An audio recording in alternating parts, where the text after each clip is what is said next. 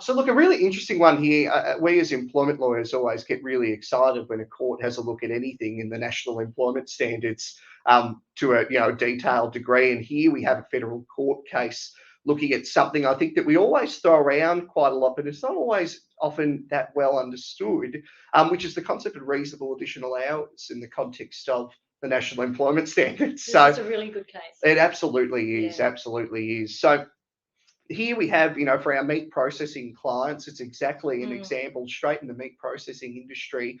An employee, 3 weeks after moving here from overseas, English obviously is a second language, gets a job with the meat processor, signs up to a really bare bones contract. Like the lack of detail in this is frightening when you have a look through the document.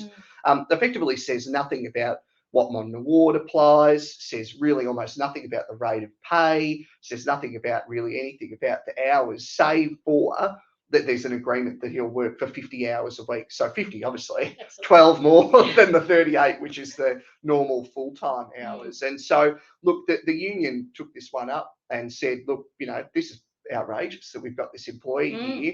He's working 50 hours a week. That can't be reasonable. And he's not being paid overtime. And so the court really, the judge had a look through this one and said, well, look, first of all, you paid this rate and you've called it. You've said to me before the court that it's a blended rate, which is a higher rate than what would have been captured under the award as an hourly rate. And you've alleged that it captures all the overtime and all those other payments. But of course, importantly, there was nothing in the contract to say that's what it was for.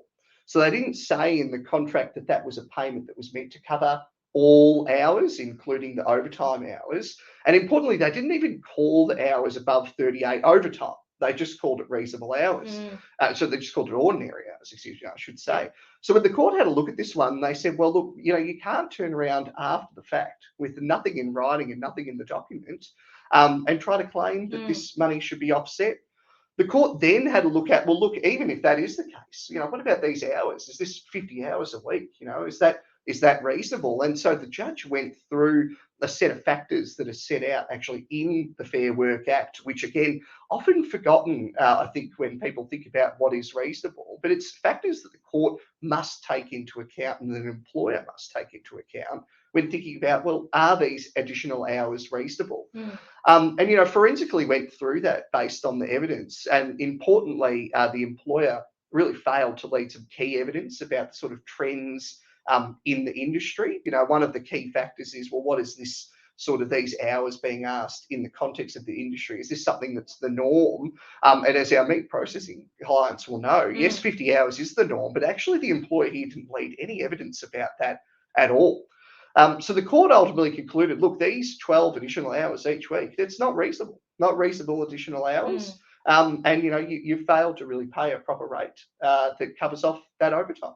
Yeah. So, Matt, does that mean our clients need to go back and reassess if their employees are doing reasonable overtime? Look, I think it's a really important thing just to keep this in mind always. And just to remember, of course, that what's reasonable for one employee might not be reasonable for another.